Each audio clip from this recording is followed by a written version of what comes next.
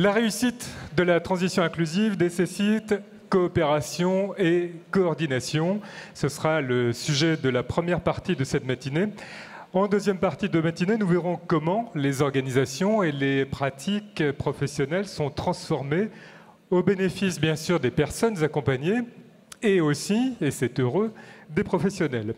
Commençons par parler méthodologie sur la coopération et la coordination avec Christiane Jambard, chef de service de la mission Personnes handicapées à la Haute Autorité de Santé, et Pauline Sassard, chef de projet à l'ANAP, l'Agence nationale d'appui à la performance. Les plus curieux d'entre vous nous ont fait savoir que Pauline Sassard n'avait pas mis à jour son profil sur un réseau professionnel bien connu, et donc se sont étonnés de voir qu'elle était au ministère. Pauline Sassard, vous n'êtes plus au ministère depuis 2 ans, vous êtes bien à l'ANAP, et vous interviendrez donc au titre de l'ANAP. Christiane Jambard, que demande la Haute Autorité de Santé aux établissements médico-sociaux? C'est le sujet que vous allez développer avec une présentation. Vous avez le micro, nous vous écoutons. Bonjour. Si on pouvait baisser juste un tout petit peu les lumières, ça serait bien, sinon c'est pas grave. Ça serait, voilà. Bonjour à tous, donc je vous remercie de nous accueillir.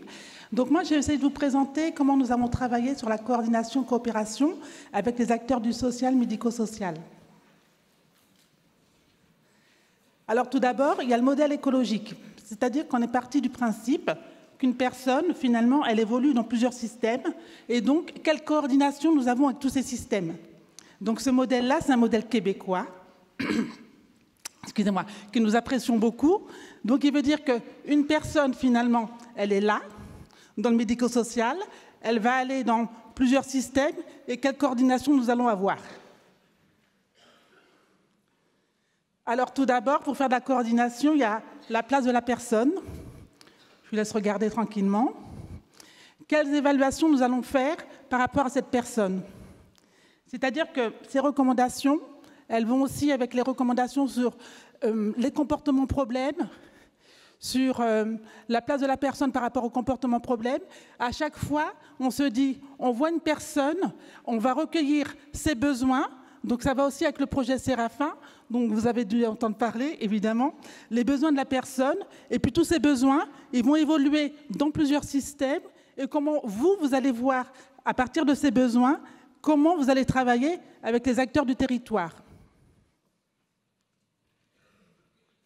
Alors, pour justement travailler cette coordination, quel est le rôle et la place de la personne? C'est-à-dire que là, je suis en train de vous dire, dans l'évolution, on ne parle plus de l'établissement, mais on parle de la personne. C'est-à-dire qu'il faut savoir, dans cette coordination, ce n'est pas une coordination entre acteurs du médico-social, par exemple, et puis le sanitaire, etc. Sur le territoire, il y a d'abord la personne. Qu'est-ce que je dois prendre en compte? Qu'est-ce que je lui donne? Comment je développe sa capacité d'agir, son autodétermination, pour qu'elle puisse avoir un vrai rôle à jouer dans cette coordination, coopération.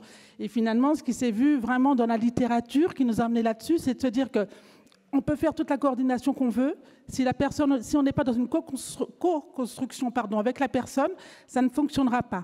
Donc, le plan des recommandations sur coordination, il est fait comme ça. Il est fait les prérequis, qu'est-ce qu'on doit savoir, qu'est-ce qu'on doit évaluer, la place de la personne, le rôle qu'elle va avoir à jouer dans la coordination, donc lui expliquer et voir avec elle. Et puis après, justement, par rapport à cette co-construction, la place et le rôle de l'entourage. C'est-à-dire qu'on ne peut pas penser dans tous ces systèmes que l'entourage n'a pas un rôle à jouer. Quand je dis que l'entourage a un rôle à jouer, il faut faire attention. C'est souvent... quand c'est possible pour les personnes en situation de handicap, c'est avec l'accord de la personne. Mais vous ne pouvez pas demander à l'entourage de jouer un rôle s'il est en incapacité de jouer ce rôle. Donc, quelle évaluation vous allez faire aussi avec l'entourage? Savoir les relations que la personne a développées avec son entourage. Est-ce que ce sont des relations positives ou des relations négatives? Et puis aussi, savoir si l'entourage est en capacité aussi d'avoir ce rôle.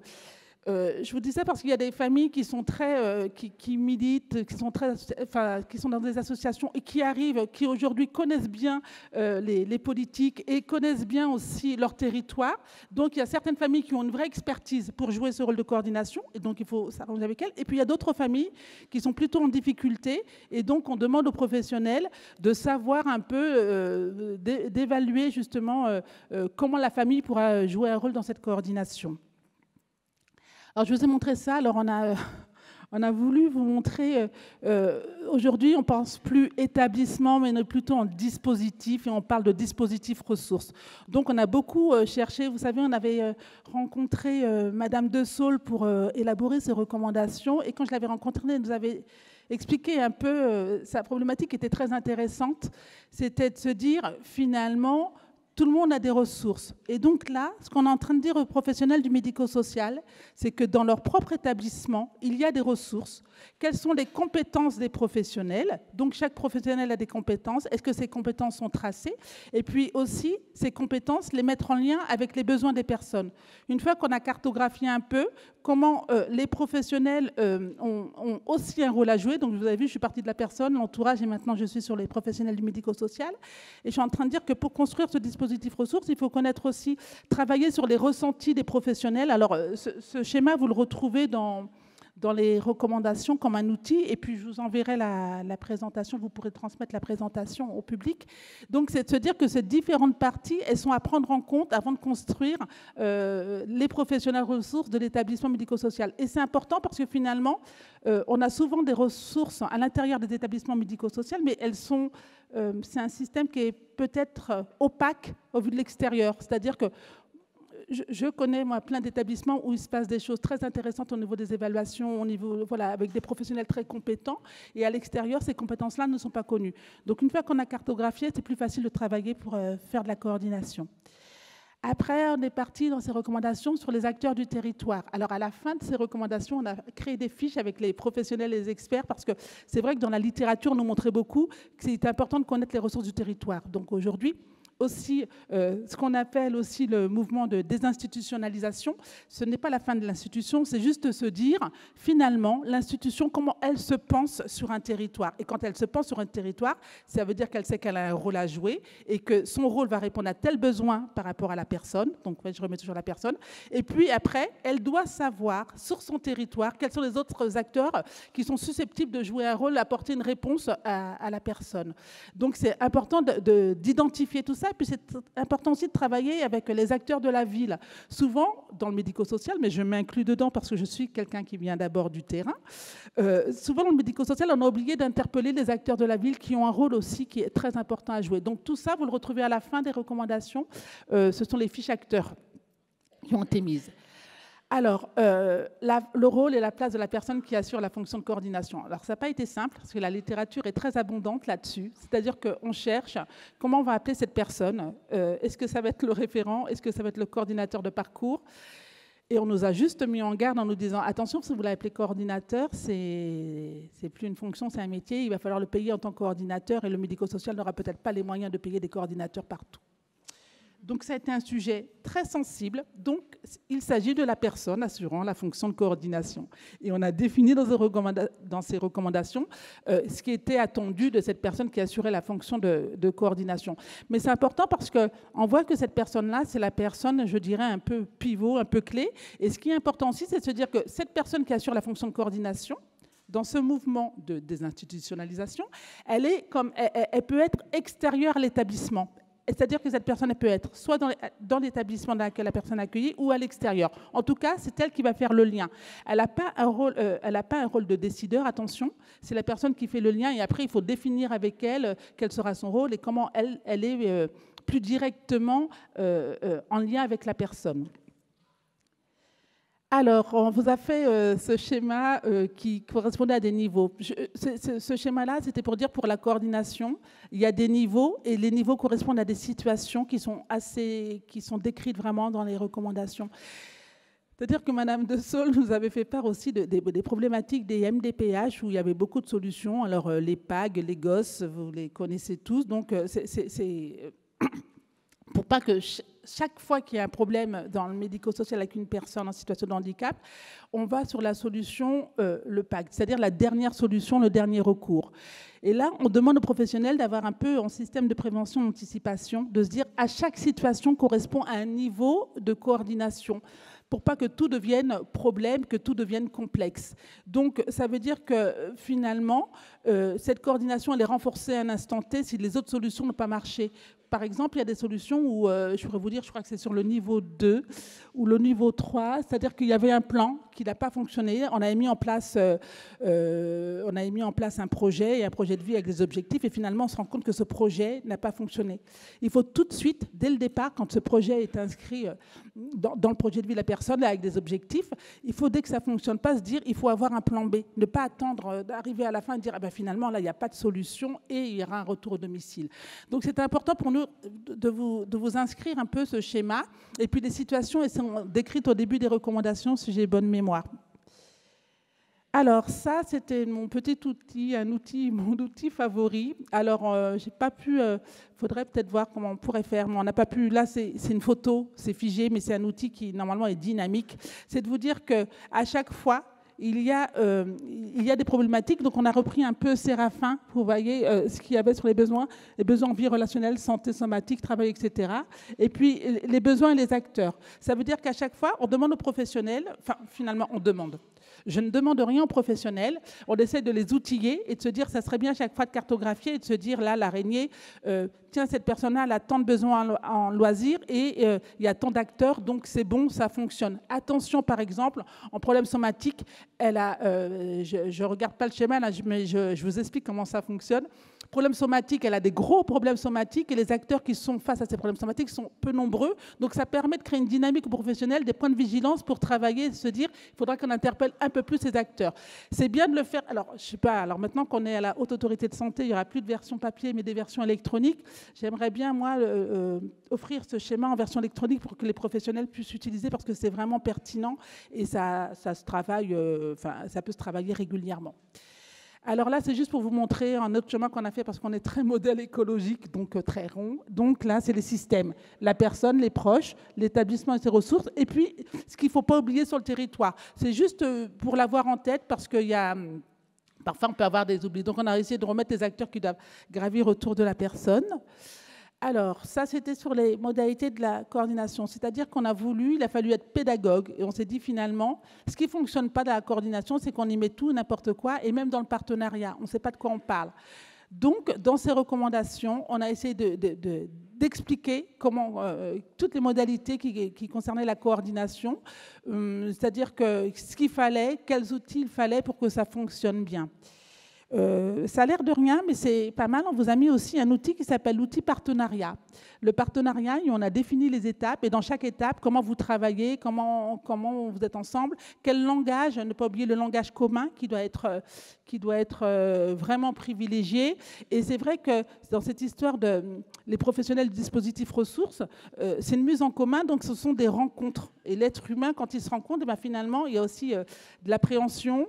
Et souvent, l'appréhension qu'on a rencontrée dans le groupe de la littérature, c'est le sanitaire ne veut pas de nous et le sanitaire de sa toute-puissance. Donc on s'est dit, bon, alors, autour de la table, déjà, les personnes qui ont envie d'être en dispositif ressources, c'est que déjà, il y a un pas énorme. Et après, c'est juste comment on définit ensemble ces modalités, comment nous allons travailler ensemble et comment on définit aussi avec la personne et l'entourage les interventions qui vont être mises en place. Finalement, on demande de tout mettre à plat et d'être vraiment transparent pour pas qu'il y ait de raté. C'est comme ça que fonctionne bien la coordination selon la littérature et puis selon aussi les expériences qu'on a vues sur le territoire, parce qu'on avait fait une enquête, un appel à contribution à la NESM à l'époque, et on avait eu de retours d'expérience, et d'ailleurs, s'il y a des gens qui ont répondu, je vous remercie. Et c'était assez intéressant de voir, finalement, il y a des étapes qui sont incontournables, et puis comment faire vivre, c'est gentil de signer des conventions, mais comment on fait vivre une convention, comment on est toujours, comment on alimente les choses pour que la coordination ne s'éteint pas. Alors, le plan de transition. Alors là, ça avait été demandé, parce que, comme je vous ai dit, ces recommandations, elles sont en lien vraiment avec les comportements problèmes et coordination. C'est-à-dire qu'il y a eu la mission Pifto, du Sans Solution, à la mission Madame de Saulle. Donc, Monsieur Pifto et Madame de Saulle ont eu des missions, et de ces missions, il découle des recommandations. Et dans ces recommandations, on s'est dit, qu'est-ce qu'un plan de transition? Parce que la coordination, ça fonctionne, mais il faut aussi qu'il y ait un plan de transition dans les établissements. Donc, nous, on demande aux établissements, mais vraiment beaucoup, d'avoir un plan de transition inscrit dans le projet d'établissement. Ce plan de transition, il concerne les personnes, et ça permet de faire du lien et d'anticiper justement ces personnes sans solution, d'anticiper les changements d'établissement. Et il a plein d'étapes. Et donc ça, c'est très, très développé dans les recommandations. en amont, et à la fin, on vous a fait des fiches transition avec un questionnement à mettre en place. Alors quand je dis qu'on a fait des fiches, c'est juste on essaye de mettre des outils pour vous aider avec des questions à se poser pour préparer au mieux la transition. Alors, donc là, je viens d'en parler, et comment la personne, justement, par rapport au plan de transition, comment la personne, elle va travailler avec les professionnels du médico-social cette transition. Comment on va mettre la personne en situation concrète, comment on va mettre en place des apprentissages, comment on va essayer de faire des allers-retours avec la personne pour mieux préparer les transitions, parce qu'on sait que c'est une problématique importante, cette peur aussi d'aller dans un endroit inconnu. Ça concerne soit les transitions au changement, soit, alors je vais être très claire, ça peut être juste d'une salle à l'autre, après ça peut être des transitions d'un établissement à l'autre, et puis une personne qui doit être emmenée devant les soins, on sait qu'elle peut développer là, des comportements problèmes, donc qu'est-ce qu'on va mettre en place, comment on va la mettre en situation pour pas que ça arrive. Donc ça c'est bien développé. Donc, sur ces transitions, les professionnels, finalement, ce qu'on a vu aussi, ce qui fonctionnait bien pour préparer ces transitions, c'était tout ce qui était aussi les formations croisées. Je dis ça parce qu'on va bientôt élaborer des recommandations sur réussite éducative, scolarité, et donc éducation nationale et médico-sociale. Et il va y avoir aussi des choses sur les transitions et sur la formation.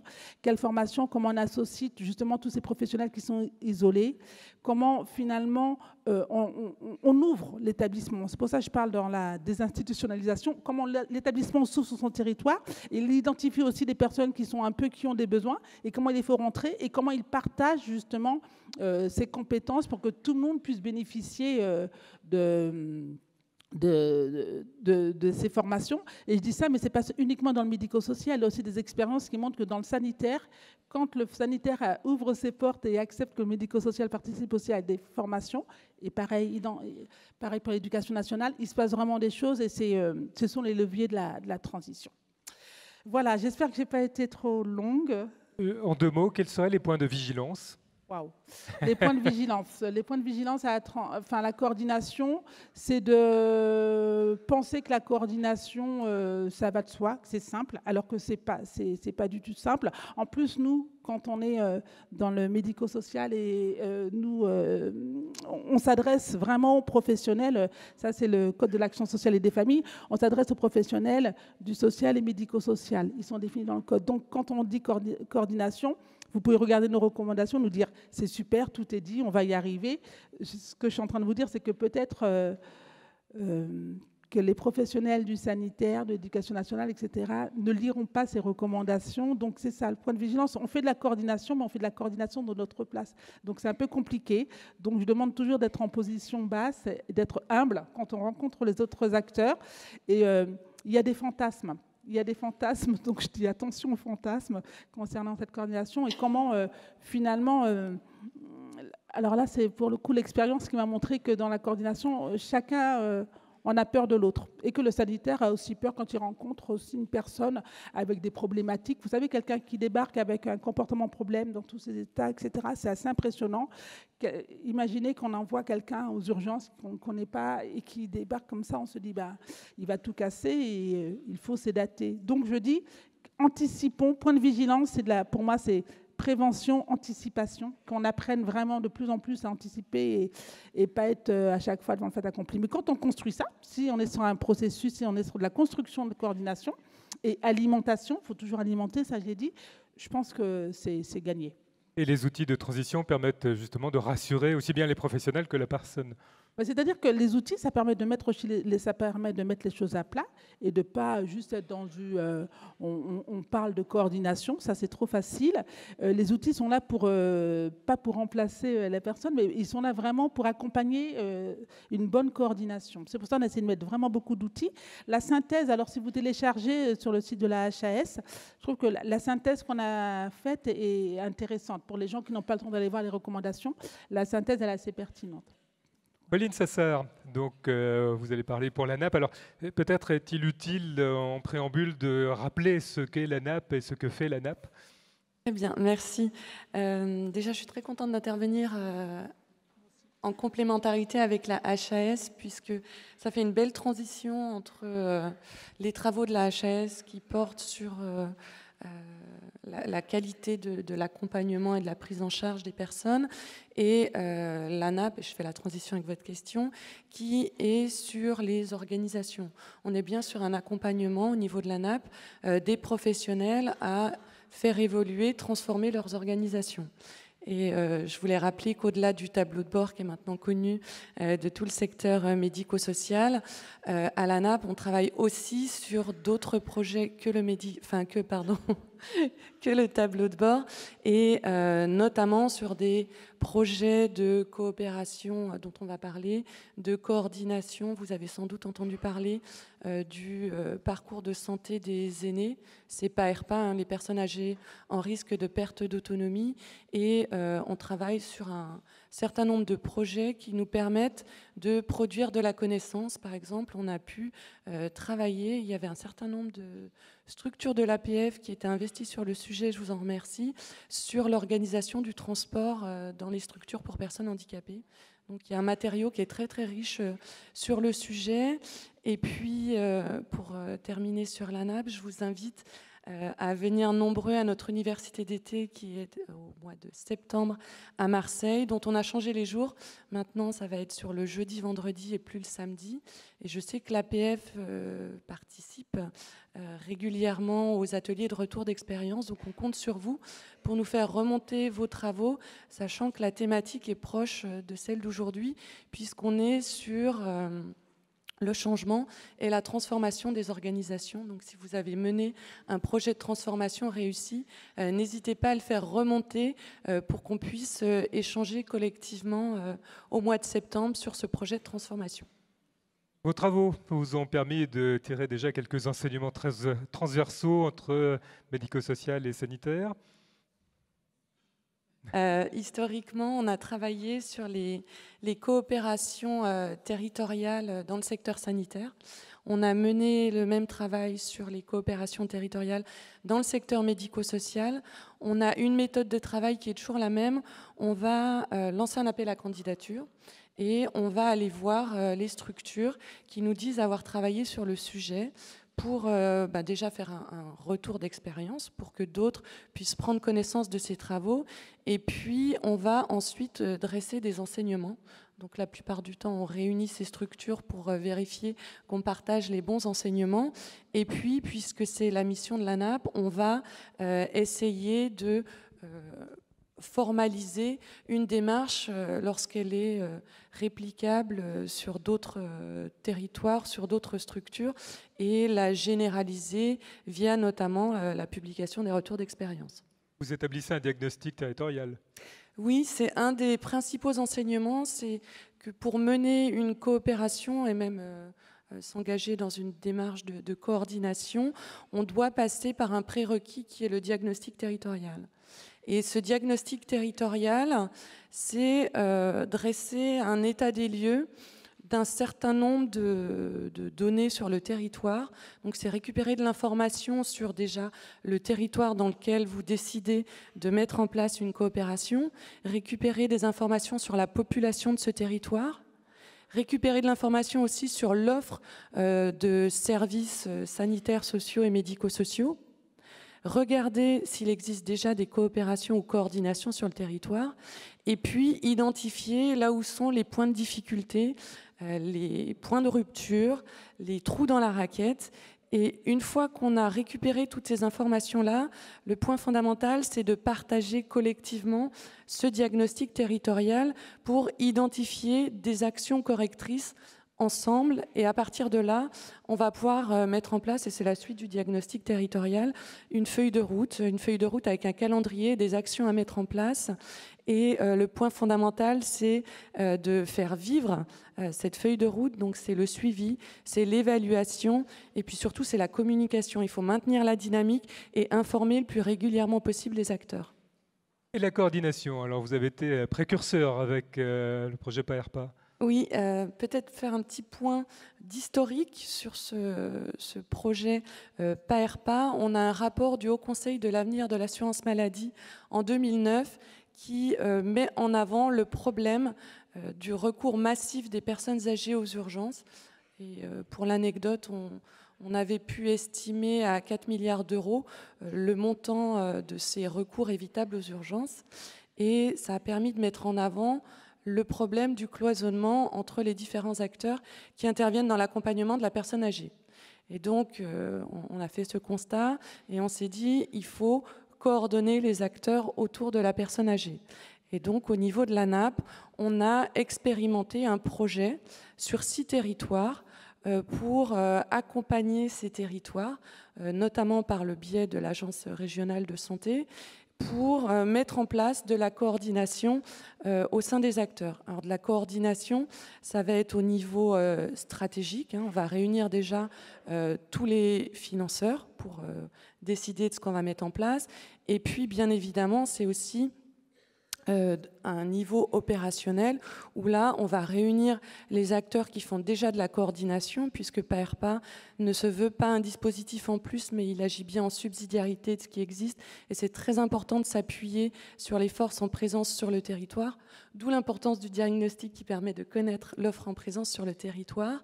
Et puis, on va surtout, une fois qu'on a réuni tous ces acteurs, leur donner des outils pour faciliter la coordination. Et ces outils, c'est mettre en place un accompagnement de proximité de la personne âgée.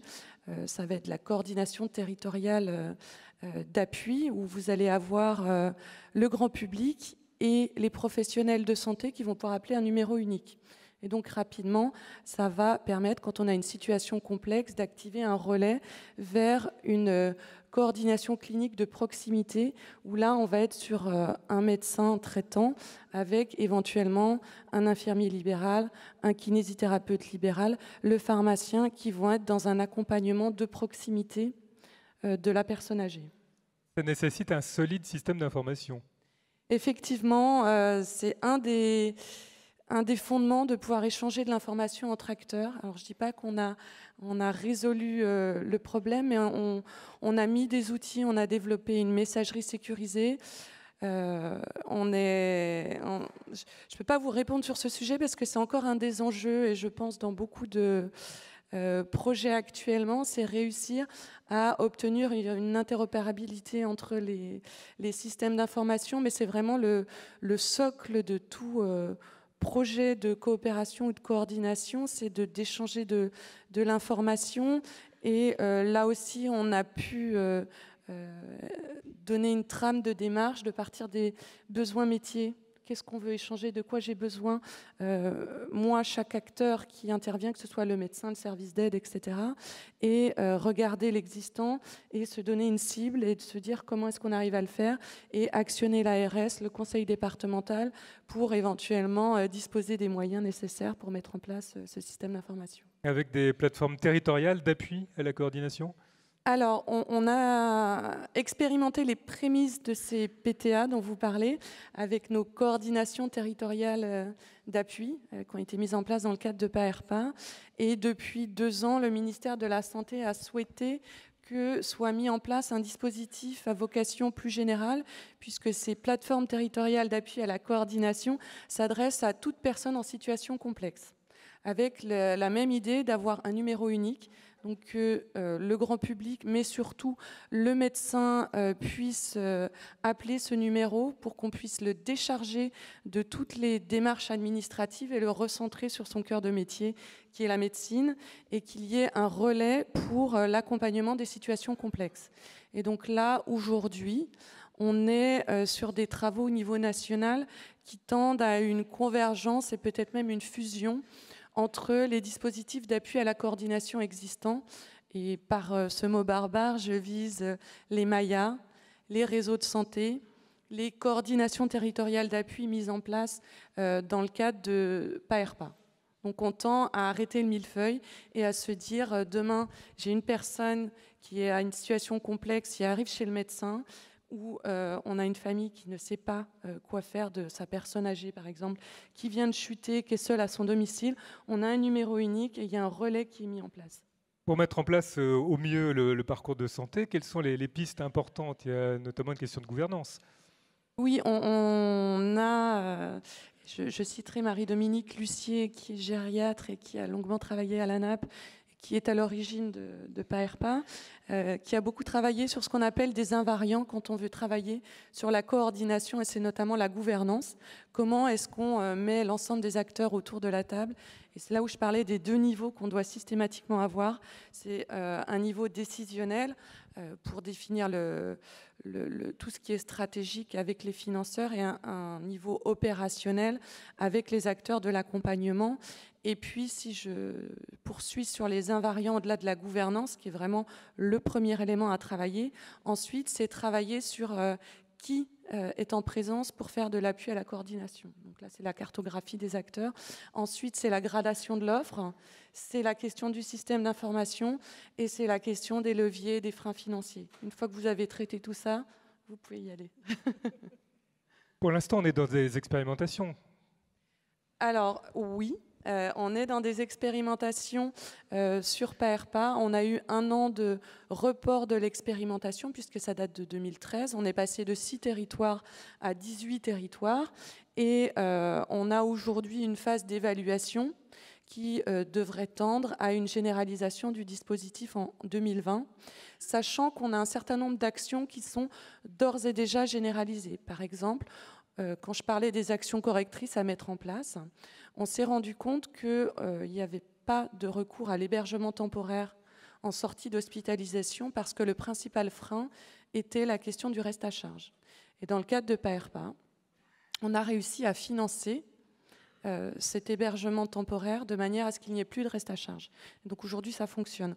On a également pu identifier le besoin d'infirmières de nuit en EHPAD pour éviter un recours la nuit à l'hospitalisation. Et donc là, sont en train d'être généralisées des mutualisations d'astreintes infirmières la nuit. Donc on a un certain nombre de mesures comme ça qui ont fait leurs preuves, qui ont été expérimentées et qui sont en cours de généralisation.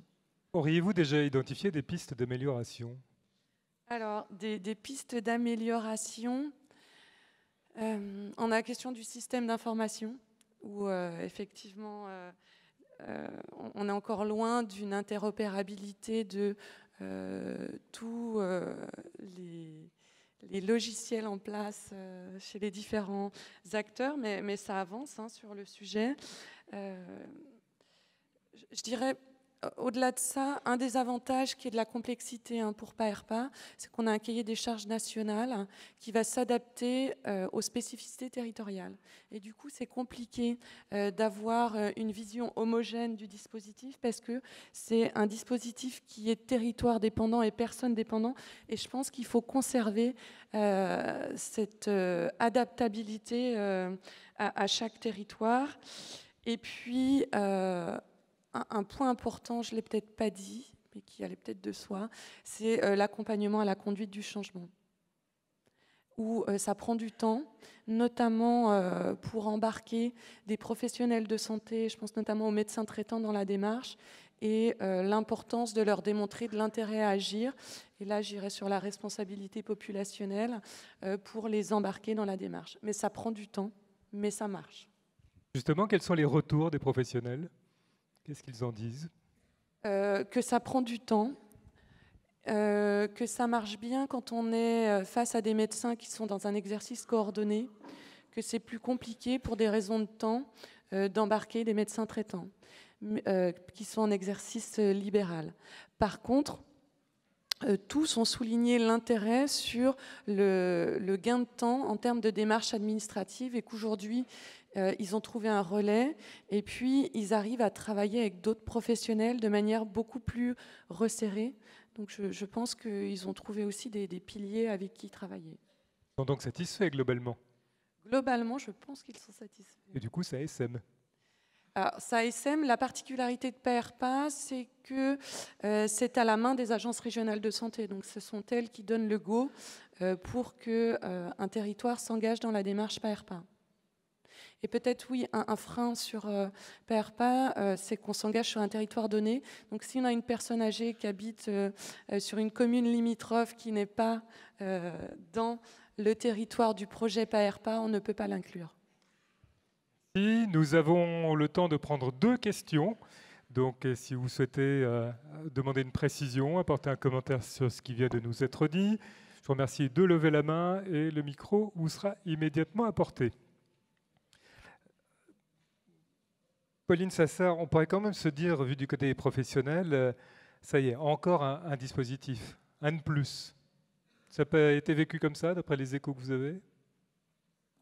Si, je pense que c'est aussi pour ça qu'aujourd'hui, on a un mouvement de convergence des dispositifs, parce qu'on a vraiment eu un millefeuille entre les CLIC, les Maya, les PAERPA, et puis on pourrait dire peut-être la même chose du côté du handicap, puisque les PTA ont également pour public les personnes en situation complexe et donc les personnes handicapées. Mais je pense que sur le sujet PAERPA, quand on l'a mis en place en 2013, on n'avait pas de démarche similaire sur le territoire, et que c'est une démarche qui est co-construite. Donc on l'a mis en place progressivement avec les acteurs. On a des ARS qui se sont saisis du dispositif et qui l'ont piloté, et on a de très bons retours, et je pense que c'est aussi un des enseignements, c'est faire vivre une communauté et de l'échange de pratiques entre professionnels dont ils sont demandeurs et qu'il faut tendre à ça. Alors, avons-nous une question ? Question, un commentaire ? Pas de question. Christiane Jambard, on est dans une réelle dynamique. Oui, nous sommes dans une réelle dynamique et voilà, enfin, quand je dis on y croit dans l'équipe projet sur le handicap, c'est que la littérature nous emmène sur cette dynamique aussi. C'est-à-dire que on a une, comment vous dire, on a une demande comme ça, on a un sujet, une problématique qui est posée, et on va aller, on n'écrit rien sans un groupe de travail, la littérature scientifique et aussi une enquête. Donc quand on voit les appels à contribution, quand on vous demande des appels à contribution, quand on voit les retours des appels à contribution qui sont vraiment à mettre en lien et qui sont convergents avec ce que dit la littérature, on se dit oui, ça y est, le changement il a commencé, l'évolution de l'offre, elle va très vite. Et je dis ça parce que je vois sur Éducation nationale et on a rencontré les acteurs, on est assez impressionné ce qui se passe sur les territoires. On pensait que c'est une problématique, un sujet sensible, handicap à l'école. Et l'éducation nationale s'est vraiment saisie du sujet. Et là, il y a des établissements médico-sociaux qui ont fait le pari justement d'être embarqués dans cette dynamique. Et oui, cette coordination elle va exister. Mais ce que je dis, je suis tout à fait d'accord avec ce que vous dites, c'est qu'à un moment, il faut qu'on se rende compte qu'on ne peut pas non plus travailler tout seul et qu'on a des limites. Et c'est pour ça que je présente le modèle écologique. C'est exactement, je ne sais pas si vous vous souvenez, ce que disait la société de Durkheim. C'était finalement, on ne peut pas être tout seul. Le boulanger, il a besoin du médecin, etc. Donc, quand on aura tous compris, je trouve que voilà, on est dans ce mouvement où on ne peut pas fonctionner tout seul. Et si on veut répondre vraiment aux besoins des personnes, et c'est pour ça que Séraphin, je trouve qu'il n'est pas encore en place, mais que ça avance très vite, le projet Séraphin, sur les besoins des personnes. Si on prend conscience qu'on ne pourra pas répondre à tous ces besoins, on va être de plus en plus amené à faire de la coordination, à regarder ce que fait l'autre et ce qu'il peut apporter. Et c'est un peu du donnant-donnant, quoi. Tiens, il fait ça, tiens, ça pourra m'apporter ça, ça m'éclaire. Et puis, cette dynamique, c'est pour la personne. Et je trouve que dans la littérature nous montre qu'à l'étranger, le handicap, il n'est pas tout à fait pris en compte de la même façon qu'en France. Et donc, on a un petit retard à rattraper, je dirais, mais on est en train de le rattraper assez vite parce que les professionnels jouent le jeu. Et puis, j'ai souvent entendu dire « Oh là là, mais le médico-social, il n'a pas envie, etc. » Non, il faut arrêter. C'est pas du tout, il n'est pas question de ça. Il y a aussi une histoire de moyens, comment aussi on donne les moyens, et cette question-là, elle est inévitable. Et la coordination, ça a un coût. Quand même, il faut en parler parce que ça prend du temps, etc. Et c'est dans le changement des pratiques. En plus, quand on est dans des pratiques, on est habitué à fonctionner comme ça, tout d'un coup, on change, ça bouscule. Et donc, ça prend du temps aussi pour remettre dans l'autre sens. Et après, ce que je dis, c'est qu'il y a pas mal de personnes sur les territoires, des organismes qui ont créé des CEPOM convergents. Je trouvais que c'était assez intelligent, c'est assez intéressant, c'est-à-dire qu'on se met dans un dispositif, on est plusieurs acteurs autour de la table, et pour ce dispositif qui est créé pour répondre à des situations particulières, on crée un CEPOM convergent. Et donc, voilà, la dynamique, elle est lancée. Donc, co-construction avec la personne, partenariat entre les professionnels dans le territoire. Merci à toutes les deux. Je vous invite à rejoindre la salle.